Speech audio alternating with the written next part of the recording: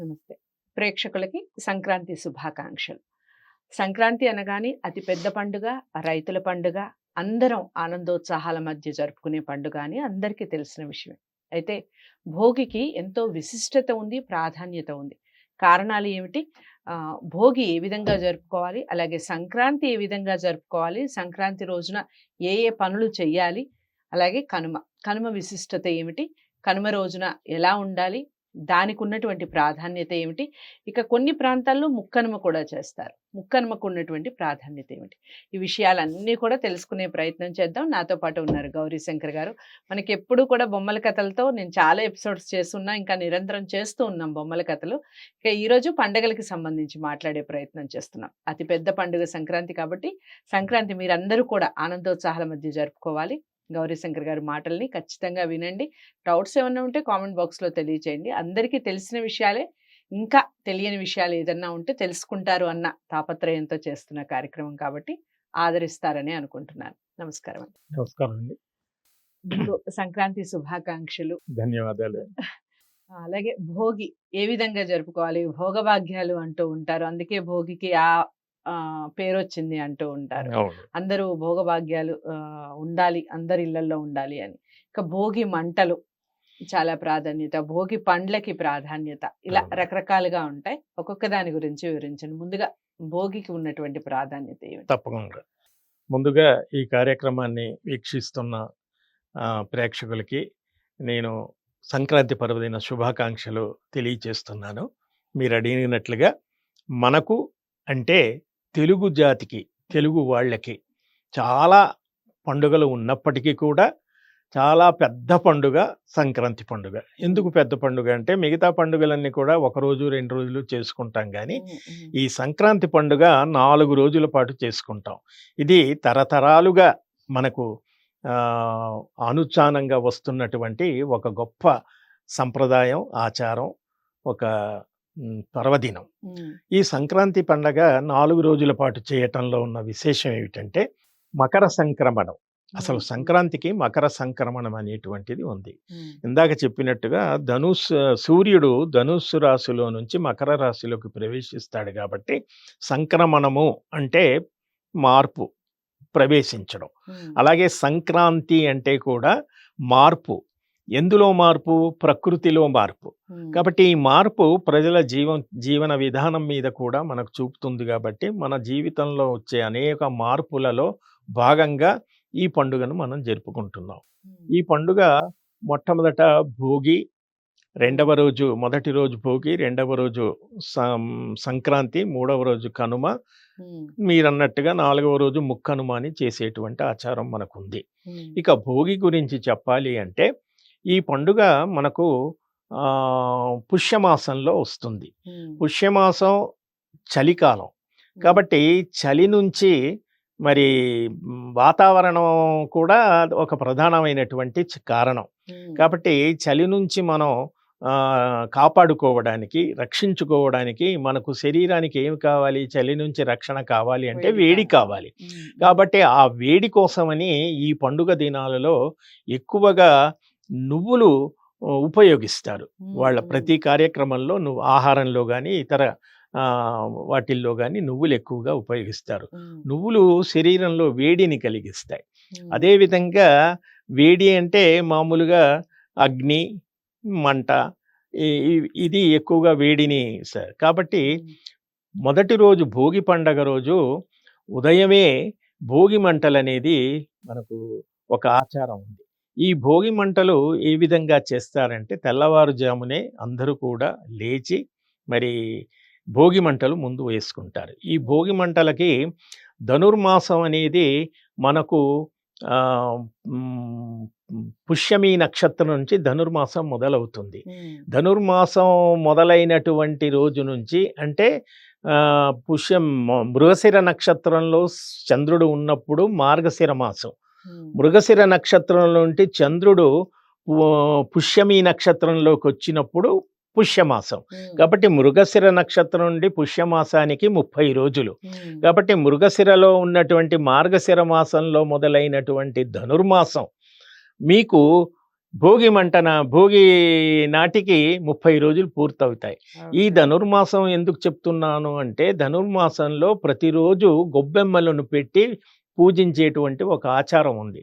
ధనుర్మాసంలో మళ్ళీ గోదాదేవి, పాశురాలు, తిరుప్పావై ఇవన్నీ కూడా మనకు ఉన్నాయి. కాబట్టి ఈ నెల రోజులు పెట్టినటువంటి గొబ్బెమ్మలు, ఆవు పేడతో చేసినటువంటి గొబ్బెమ్మలన్నీ కూడా పిడకలుగా తయారు చేసి, ఈ పిడకలతో ఆ భోగి రోజు ఇంకది ముగింపు రోజు, 30వ రోజు, చివరి రోజు. కాబట్టి ఈ పిడకలతో కలిపి ప్రతి కుటుంబం, ప్రతి తెలుగు కుటుంబం కూడా ఇంటి ముందు వాకిట్లో భోగి మంటలు వేసుకుంటారు. లేదు 4 రోడ్ల కూడల్లో ఆ జనం అంతా కూడా, ఆ ప్రాంతంలో ఉన్న వాళ్ళందరూ కూడా కలిసి ఒక ప్రదేశంలో ఈ భోగి మంటలు వేయటం అనేది ఈ భోగి పండుగలోని ఒక ఆచారం. దానివల్ల వేడి వ్యాపించి చలి నుంచి రక్షణ కలిగి ప్రజలు ఆరోగ్యంగా ఉండడానికి అదొక కారణంగా చెప్తారు. ఆవు పేడతో చేసిన పిడకలు వేయటమే కాకుండా ఇంట్లో పాత సామాన్లు ఉన్నవి కూడా, పాత కుర్చీలు, పాతవి అవి చెక్కలు ఏదో అలాంటి వస్తువులని కూడా ఈ భోగి మంటల్లో వేసేటువంటి ఒక అలవాటు ఉంది. అదేం తెలియచేస్తుందంటే, సంవత్సరంలో మనం పాతనంతా కూడా వదిలివేసి, సంక్రాంతి అంటేనే కొత్తదనం. పాతను వదిలేసి కొత్తదనంలోకి ప్రవేశించాలి. అంతే కదా, మనం ధరించే దుస్తులు కూడా పాతగా అయిపోతే వదిలేసి కొత్త దుస్తులు ధరిస్తాం. కాబట్టి ఇదంతా దీని వెనక ఉన్నటువంటి ఒక తాత్వికమైనటువంటి విషయం. కాబట్టి ఇంట్లో ఉన్న పాత సామానును పోగు చేసి ఆ భోగి మంటల్లో వేసేసి, ఆ మంటల ద్వారా చలి కాచుకుని, ఆ చలి నుంచి వేడిని పొంది ఆరోగ్యపరమైనటువంటి రక్షణను పొందడానికి ఈ భోగి మంటలు అనేది ఒక ఆచారంగా ఈ పండుగలో భాగంగా మనకు కనిపిస్తుంది. తర్వాత భోగి రోజు మరొక ప్రధానమైనటువంటి ఏమిటంటే భోగి పళ్ళు. భోగి అసలు భోగం అంటే ఏమిటి? ఆనందం, సుఖం, సంతోషం. పండ్లని మామూలుగా చిన్న పిల్లలకే పోస్తూ ఉంటారు చాలా మంది. ఎవరికైనా పోయొచ్చు అంటారా భోగి పండ్లకి? అంటే చిన్న వయసు వాళ్ళకి మాత్రమే ఈ భోగి పండ్లు పోయాలా? పెద్దవాళ్ళకి కూడా పోసుకోవచ్చు అంటారా? భోగి పండ్లకు కూడా ఒక ప్రాధాన్యత, ఒక వయసు అనేది ఉంది. భోగి పళ్ళు ఏమిటంటే వృద్ధి చెందటం అనేది. భోగము అంటే వృద్ధి చెందటం అంటే పెరిగేటువంటి వాళ్ళకే ఈ భోగి పళ్ళు పోయటం అనేది ఒక ఆచారంగా వస్తుంది. అంటే పసిపిల్లల నుంచి ఒక 5 ఏళ్ల పిల్లల వరకు మాత్రం, 5, 9 అంతవరకు మాత్రమే పోయటం. ఎందుకంటే ఒక దశ బాల్యం తర్వాత యవ్వనం, ఇవన్నీ దశలు ఉంటాయి కదా. కాబట్టి ఒక దశ వరకు మాత్రమే ఈ భోగి పళ్ళు పోయాలి అనే ఒక నియమం పెట్టుకుని ఇళ్లల్లో పసిపిల్లలకు, ఆడపిల్లలు కానీ మగపిల్లలు కానీ, పసిపిల్లలకు మాత్రమే ఈ భోగి పళ్ళు పోసే ఆచారం ఉంది. ఈ భోగి పళ్ళు సాయంకాలం, ఇంకా ఈ 4 రోజుల పండుగల్లో ఇల్లంతా కూడా చక్కగా అలంకరించుకుంటాం అందంగా. తర్వాత కొత్త దుస్తులు ధరిస్తాము. ఉన్నంతలో మనం పండగను ఆనందంగా, సంతోషంగా చేసుకుంటాం. మన మధ్యలో ఉన్నటువంటి భేదభావాలను వదిలేసి అందరూ కలిసి ఒక చోట కలుస్తాం. ఈ భోగి పళ్ళు సాయంకాలం పూట సంధ్యవేళ, అపర సంధ్యవేళ మనం పసిపిల్లల్ని, ఇంట్లో పసిపిల్లలు ఉన్న చోట నలుగురు పేరంటాళ్లను, ముత్తైదువులను పేరంటానికి పిలిచి భోగి పళ్ళు పోసే ఆచారం ఉంది. ఈ భోగి పళ్ళలో వాడేటువంటిది ఏమిటంటే రేగుపళ్ళు ప్రధానమైనటువంటివి. రేగుపళ్ళని సంస్కృతంలో బదరీ అంటారు. బదరీనాథుడు, బదరీ వృక్షం, బదరీ ఫలం. బదరీ అంటే రేగుపండు. కాబట్టి బదరీ వృక్షం విష్ణువుకి నివాసమైనటువంటి, ఇష్టమైనటువంటి వృక్షం. ఒక్కొక్క చెట్టు ఒక్కొక్క దేవునికి ప్రతీకగా చెప్తారు. ఇప్పుడు బిల్వపత్రం శివుడికి, శివరాత్రి రోజు బిల్వ పత్రాలన్నీ కూడా శివుడితో పూజిస్తారు ఆ చెట్టు. అట్లా మన భారతీయ సమాజం ప్రకృతితో ముడిపడి ఉంది. ప్రకృతి నుంచే ఈ పండుగలు వచ్చాయి. ప్రకృతి నుంచే దేవతలు, పురాణాలు, కథలు ఇవన్నీ ఏర్పడ్డాయి. కాబట్టి బదరి అనేది విష్ణువుకు సంబంధించినటువంటి పండగ ఇదంతా కూడా. కాబట్టి ఆ బదరి రేగుపళ్ళు అనేవి ఇందులో ప్రధానం. అయితే రేగుపళ్ళతో పాటు చిల్లర నాణేలు, తర్వాత మరి పువ్వులు, తర్వాత ఇంకా కొన్ని వస్తువులు కూడా వాళ్ళ ఇష్టాన్ని బట్టి అన్నీ కలిపి కొందరు చెరుకు ముక్కలు. ఇప్పుడు మనకు అందుబాటులో ఉన్న పళ్ళు అన్నీ కలిపి, దాని పేరే భోగి పళ్ళు, అవన్నీ కూడా కలిపి పిల్లలని కూర్చోబెట్టి మరి ముత్తైదువులంతా కలిసి వాళ్ళ నెత్తిన పోయటం. దాని అర్థం ఏమిటంటే దిష్టి తీయటం. భోగి పళ్ళు ఒక రకంగా దిష్టి తీయటం లాంటిది. దిష్టి అనేది సాధారణంగా చిన్న పిల్లలకే దిష్టి తగులుతుంది అంటారు. అందుకనే పుట్టిన పిల్లలకు కొంత వయస్సు వరకు మాత్రమే కాటుక పెట్టడం, దిష్టి చుక్కలు పెట్టడం అలవాటు. పెరిగిన తర్వాత ఇంకేమీ ఉండదు అవన్నీ. అందుకనే భోగి పళ్ళు పిల్లలకే ఉద్దేశించబడ్డాయి. ఒక రకంగా ఇది దిష్టి తీయటం అంటారు. భోగి పళ్ళు పోసి అందరూ కూడా సరదాగా ఆనందంగా గడుపుకుంటారు. ఆ భోగి పళ్ళు మిగతా పిల్లలకి పంచడం ఇవన్నీ కూడా ఒక. ఆ తర్వాత ముత్తైదువులకి తాంబూలాలు ఇచ్చి మరి వాయినాలంతా ఇచ్చేసి, ఇది ముఖ్యంగా స్త్రీలు జరుపుకునేటువంటి ఒక పండుగ.